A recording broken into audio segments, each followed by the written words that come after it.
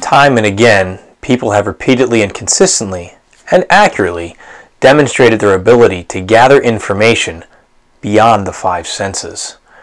What mechanism allows for us to do this? In part of my research as Food for the Archons, I came across the term the Holy Spirit. Now, this phrase has religious undertones and meanings, obviously, that I try to stay away from, as I'm not trying to push dogma in my writing and my research, but it was something that was worth exploring. A few years back, I was afforded an opportunity to receive a Reiki attunement.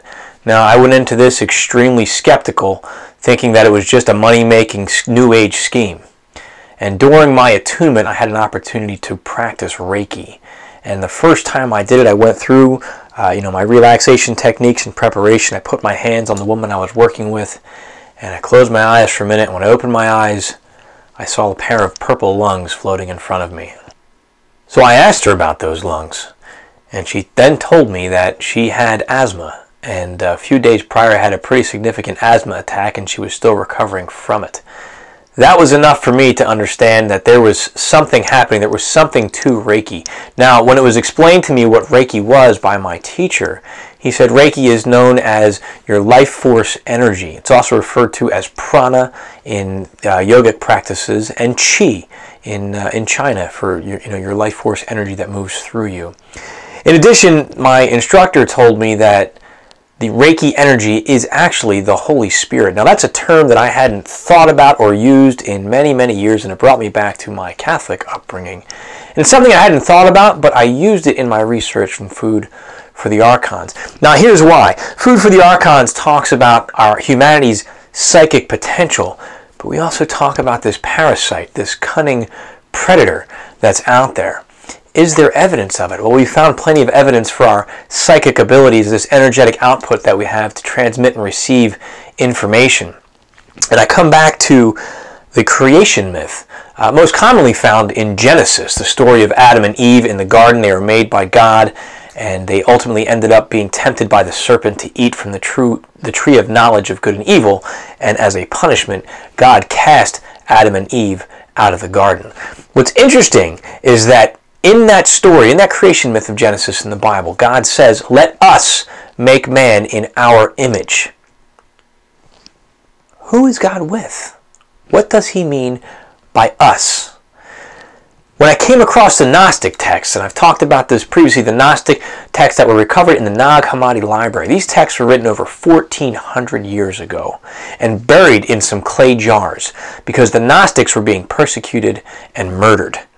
Now, these texts would be considered apocryphal works which go against the modern-day Bible. There was a point in our history where the Bible was significantly edited and certain books were taken out. The Gnostics felt it was important to preserve these writings.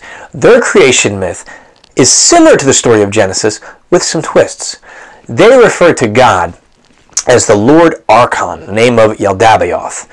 And God worked with other archons whom he created. And they went through the process of creating man. And man was filled with spirit before Adam came to life. Now, there's more to it which I get into in the book in explaining it, but back to the matter of the Holy Spirit.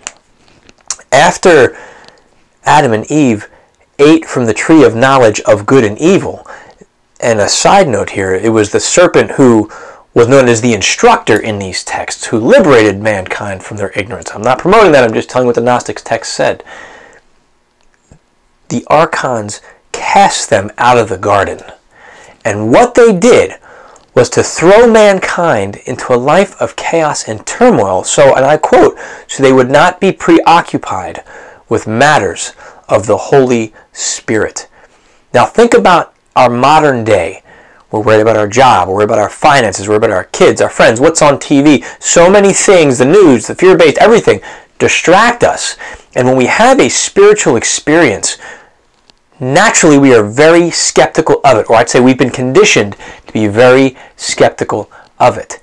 And again, if you're not religious and you hear the term Holy Spirit, you might say, not for me. I understand that. In my book, I explore this in great detail, looking at this life force energy that runs through all of us. And we've been diverted away from it. And there's a reason why. And that's a question that we all need to take some time to consider and ponder. And I go into that in Food for the Archons as we explore who we really are. I hope you'll check it out. Don't forget, it's available now for pre-order on Amazon.com at a discounted rate for just $7.99. I'm Dennis Nappy II with Sixth Sense Media. Remember to never stop questioning, keep an open mind, and let your intuition be your guide.